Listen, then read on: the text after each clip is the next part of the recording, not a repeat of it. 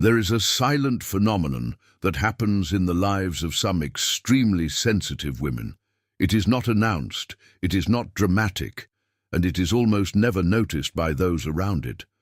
Still, when this process begins, something deep and irreversible starts to happen inside the psyche. For a long time, this woman was seen only as someone empathetic, the person who understands others, who feels what no one says out loud, who absorbs emotions and tries to maintain harmony around him. She learns early to perceive invisible tensions, to interpret gestures, silences, and subtle changes of energy in human relationships. This kind of sensitivity often causes the empath to become the balance point of entire environments. She listens, welcomes, tries to understand, and, often without realizing it, spends years living focused on the emotional needs of others. But Carl Jung observed something important about people with this kind of psychological structure. When one lives too long facing only outwards, ignoring deep parts of oneself, the psyche begins to demand a return, not in a violent or chaotic way, but as an inner call that becomes impossible to ignore. The soul begins to ask for integration. And it is exactly at this moment that a rare process begins. The empath, who for years was known for her ability to sense others, begins to turn this perception inward. He starts to observe his own limits, his own desires, his own shadows. And what was once just sensitivity begins to transform into something deeper. Jung described this moment as part of the process of individuation, the moment when a person stops living only according to external expectations and begins to integrate forgotten parts of one's personality. For many sensitive women, this process is especially intense, because for a long time, whole parts of your inner strength have been repressed. Intuition, firmness, autonomy, and even the ability to say no were often interpreted by the world as something undesirable. Historically, when a woman developed a deep awareness of her own mind, her intuition, and her own autonomy, society rarely knew how to deal with it. For centuries, culture has found a symbolic way to explain this phenomenon. They called these women witches. But Jung saw in this symbol something much more interesting. For him, the figure of the witch was not just a social myth. She represented the archetype of a woman who had gone through a deep psychological process, a woman who had integrated his shadow, a woman who no longer depended on collective validation to exist, a woman whose inner perception became so clear that she stopped getting lost in the emotions of others. When the tie reaches this point, something curious happens. It does not become cold. It does not become cruel. She does not lose her sensitivity. What changes is something else. She ceases to be someone who can be easily manipulated. She is no longer someone who needs to constantly adjust to keep the peace around. And this change, although silent, completely transforms the way it moves in the world. The sensitive woman who was previously seen only as understanding now carries something different: clarity, autonomy, presence. And it is exactly at this moment that many people around begin to feel something difficult to explain. It is not rejection. It is not conflict. It is just the realization that that woman can no longer be defined in the same way as before. Today we will explore this process in more depth, the moment when the empath stops living, only reacting to the emotional world of others, and begins to fully occupy her own psychological space. A process that Jung described as rare, silent, and profoundly transformative. A process that, throughout history, has caused some women to be feared, but that, in reality, represents only one thing: the complete awakening of one's own soul. The empath who learns to read the world from a very early age. Some people spend much of their lives trying to understand human behavior. They observe gestures, words, conflicts, and emotional reactions as if they were trying to decipher a permanent enigma. But for certain extremely sensitive women, this reading of the world begins much earlier. She doesn't choose to learn that. The perception just pops up. From an early age, the empath realizes something that many people take decades to notice. She realizes that what people say doesn't always correspond to what they really feel. A smile can hide tension. A compliment can hide envy. A silence can carry much more meaning than any sentence. This ability does not arise from study or training. It arises from the very structure of sensibility. The empath learns to observe micro-expressions, energy changes in environments, and emotional nuances that go completely unnoticed by most people. While others live only on the surface level of interactions, she begins to realize that there is always a deeper layer going on.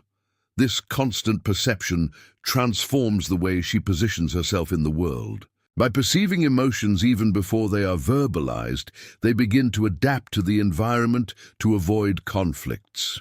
She adjusts her behavior, softens her words, tries to balance tensions that are not always hers. They often do this so automatically that they don't even realize how much they are taking on emotional responsibilities that belong to other people. Over time, this ability to read emotion becomes part of her identity. People begin to see her as someone who is understanding, welcoming, someone who always understands everyone's side. It is the person who listens, who counsels, who tries to maintain harmony when relationships begin to fragment. But there is an important psychological detail in this process. The empath learns to deeply understand others long before she learns to understand herself. And this creates a silent imbalance. As your mind develops to perceive the emotional world around you, entire parts of your own personality take a back seat. Your own boundaries become blurred. Their own desires become diffuse. Their own identity begins to organize around the need to maintain stability in relationships. Carl Jung described something similar when he talked about how certain people develop a strong adaptation to the outside world. The psyche learns to respond to the expectations of the environment so efficiently that the person begins to forget important parts of himself. In the case of the empath, this adaptation happens especially intensely. Because your sensitivity works almost like a permanent emotional radar, she notices tensions before they explode, perceives discomforts before they are verbalized, and it naturally tries to neutralize these invisible forces to maintain balance. For a long time, this seemed like a virtue. But what few realize is that living constantly attentive to the emotional state of others requires a huge psychological cost. The empath's mind gets used to working outward-facing. She becomes an expert in reading the world, but he has not yet fully learned to inhabit his own interior, and this difference is fundamental to understand the process that starts later. Because there comes a time in life when the psyche no longer accepts to live only by reacting to the environment. She begins to demand something different. It begins to demand integration. And when this process begins, the empath discovers something that completely changes her perception of herself. She realizes that her sensitivity has never been weakness. It was only the first stage of a much larger process. The invisible weight of feeling. Too much. As time goes by, what initially seemed only sensitivity begins to reveal another deeper aspect. The empath realizes that her ability to sense her surroundings also means carrying a huge amount of emotional stimuli. It's not just about understanding people. Often, he feels the emotions even before they are recognized by the owners of those emotions themselves. Tense environments make the body heavy. Confusing relationships create internal restlessness. Subtle lies provoke immediate discomfort. To those watching from the outside, the empath only seems more sensitive, but internally, what happens is much more complex.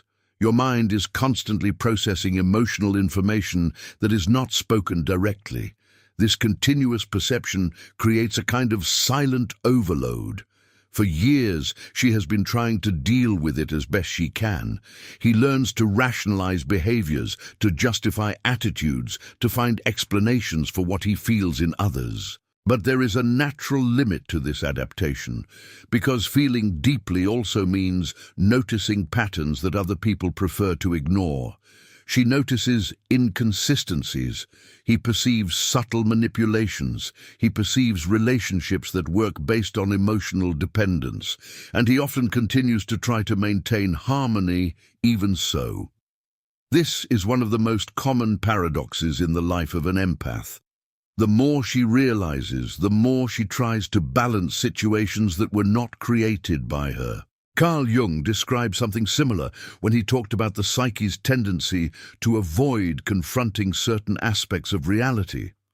Often, people prefer to maintain a familiar emotional structure, even when it is uncomfortable, because change requires facing deep parts of one's own mind.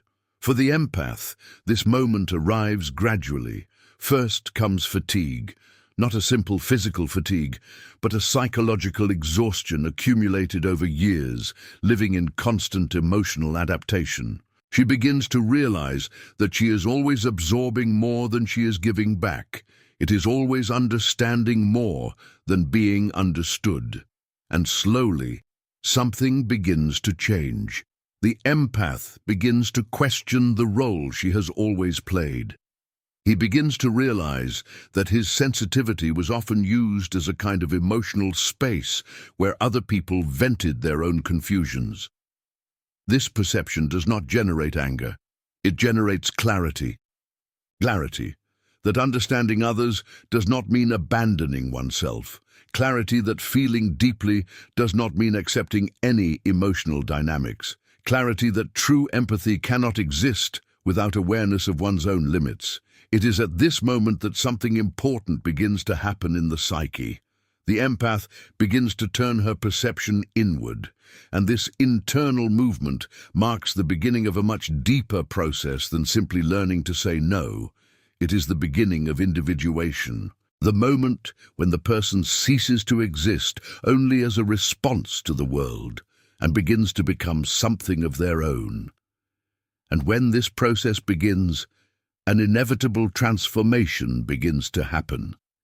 The woman who has always been known only for feeling others begins to discover parts of her own mind that have been waiting for a long time to emerge. When the psyche begins to ask for integration, there is a quiet point in psychological development when the mind begins to demand something that has long been postponed. It is not a rational decision or a sudden change in behavior. It's more like an internal reorganization.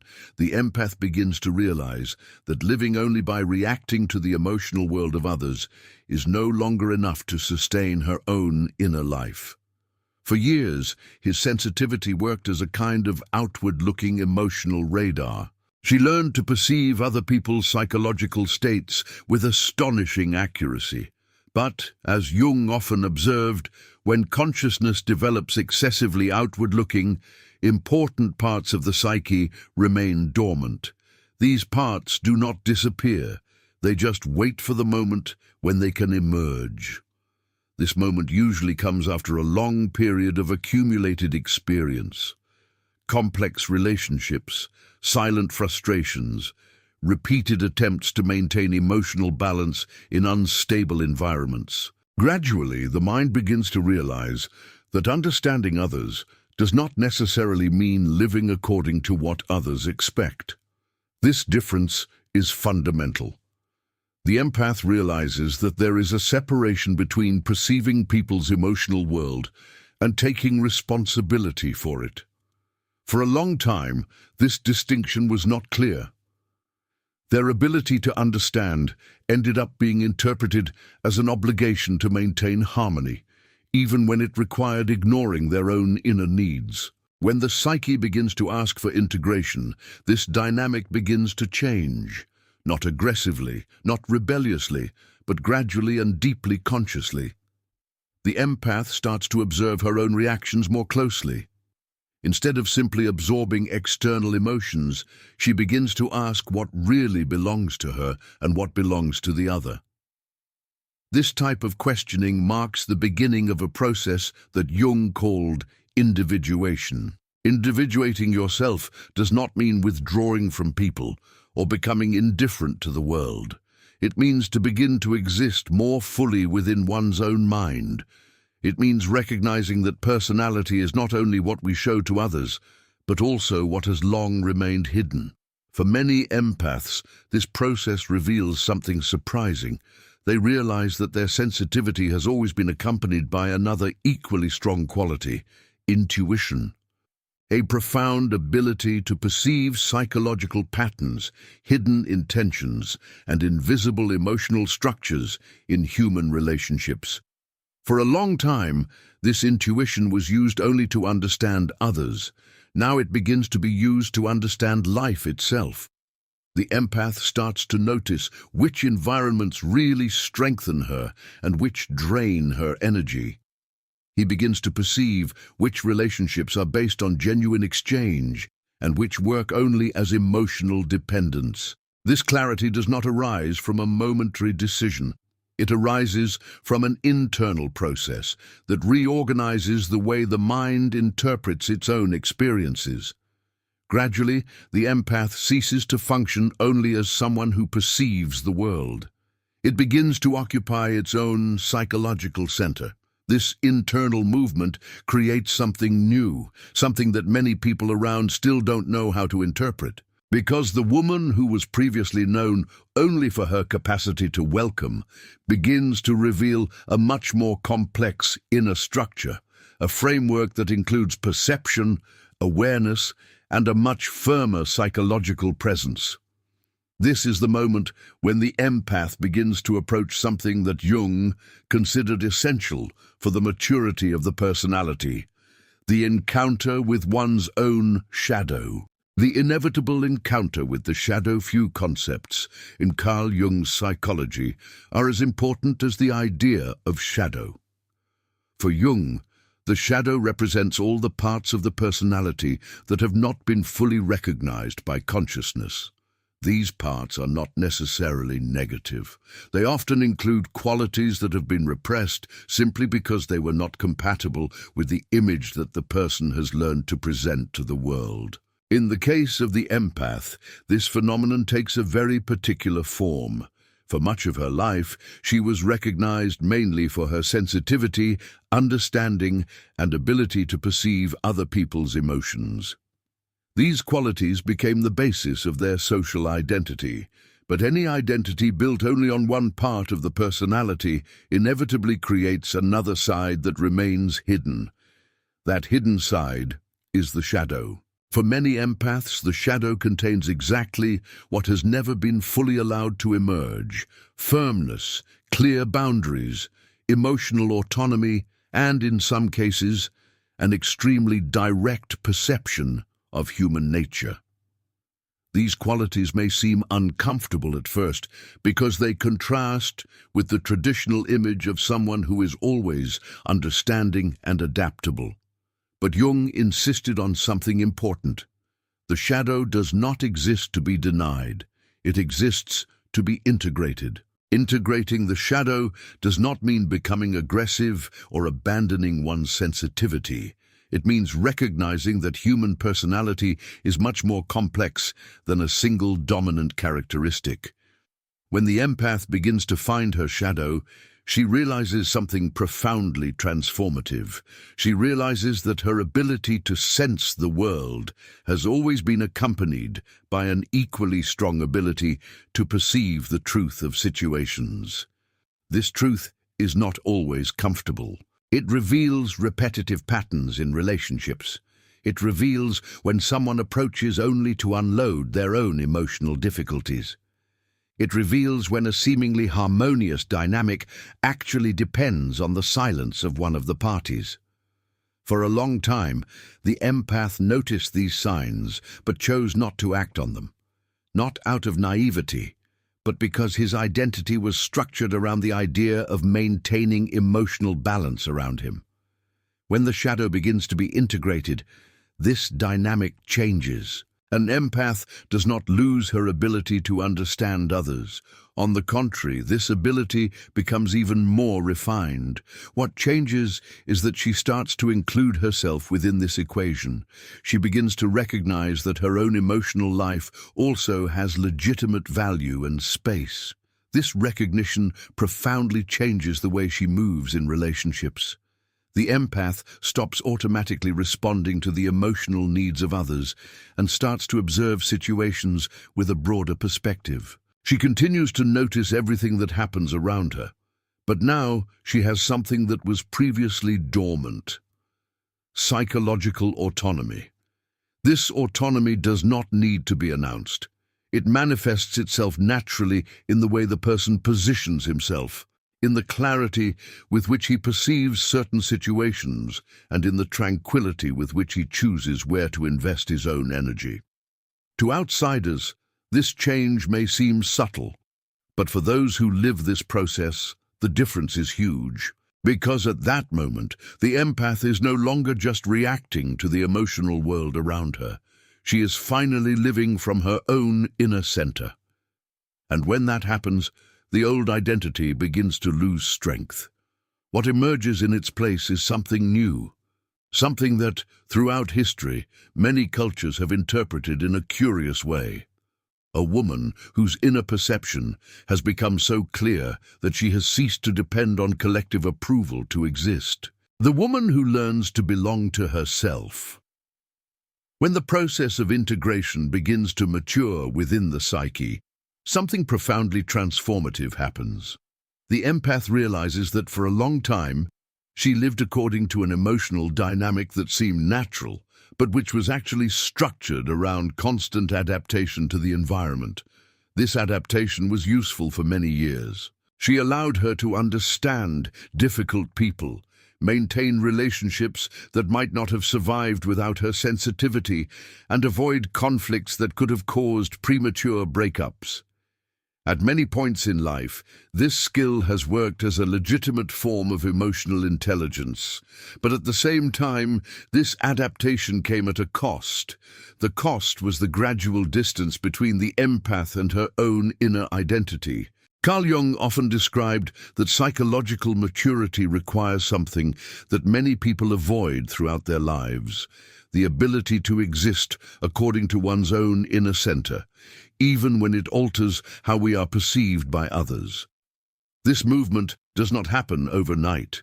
It starts with small perceptions. The empath begins to notice that certain relationships only worked because she was constantly absorbing emotional tensions that didn't belong to her. He begins to realize that some people approached him not for reciprocity, but for the sense of stability that his presence offered.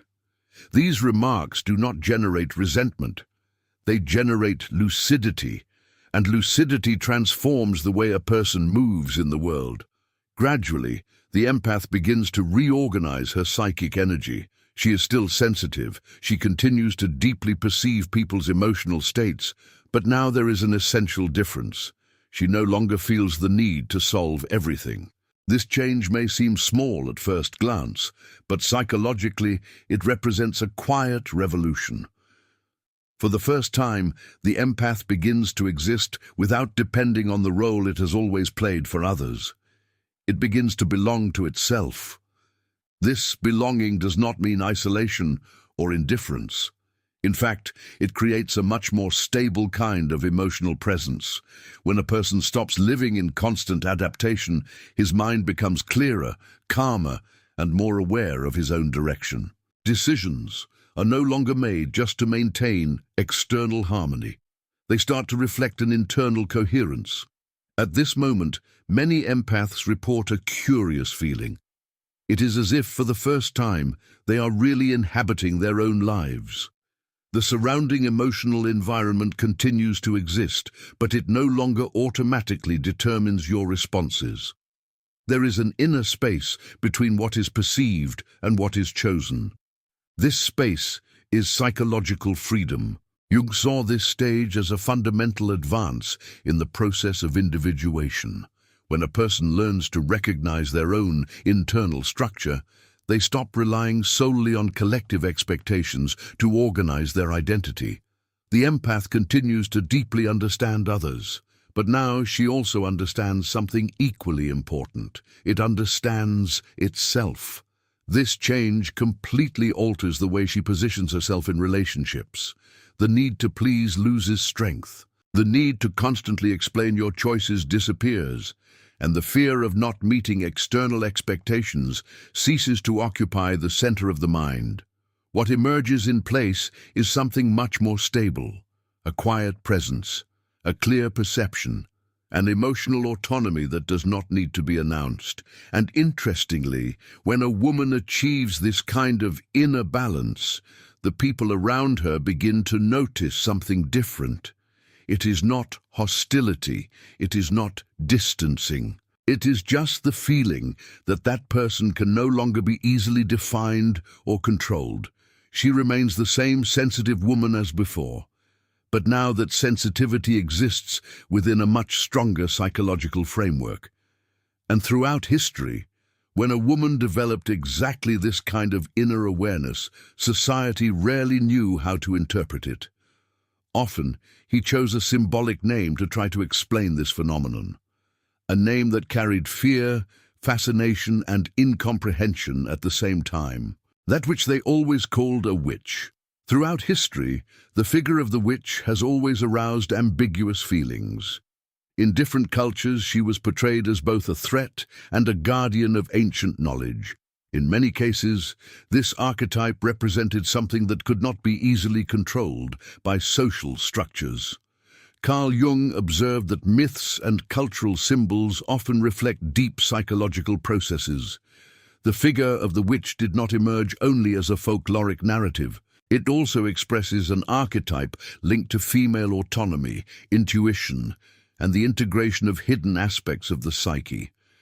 When a woman develops a very clear inner perception, she stops relying on external narratives to understand her own experience.